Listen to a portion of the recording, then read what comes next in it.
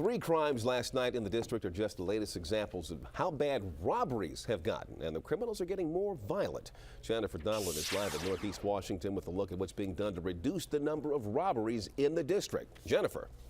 Well, Leon, we spoke with Chief Kathy Lanier, who was unavailable to speak on camera today, but she tells us that reducing robberies in this city is one of her #1 priorities, that she's reassigned officers to each of the 7 districts. She's strengthened laws around cell phone laws, and many of the victims with whom we spoke, and I'm standing where someone was robbed last night at gunpoint, told us that the level of violence is what worries them most.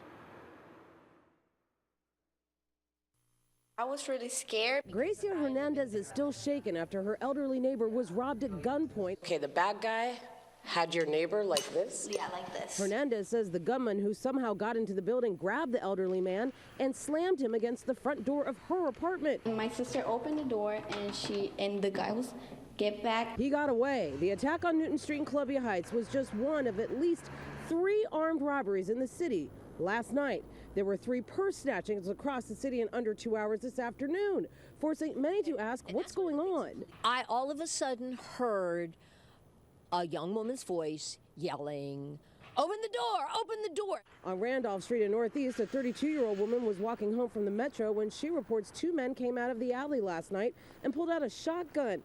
She threw her purse at them and ran away.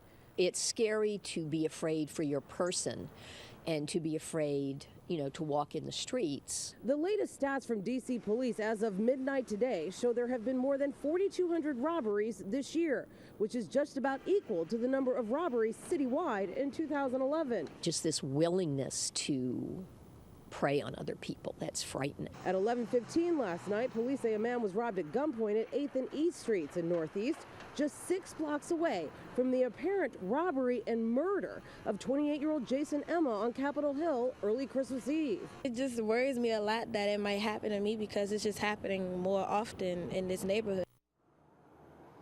Now, Chief Kathy Lanier tells us that they are also targeting gangs, that she feels that a number of these violent acts trace right back to the gang activity. So she has her officers working on that. Also, the homicide rate at this point is down 20%. Robberies aren't up, they're not down, they're status quo. But the victims are telling us status quo can no longer be acceptable. Reporting live, I'm Jennifer Donlin, ABC 7 News.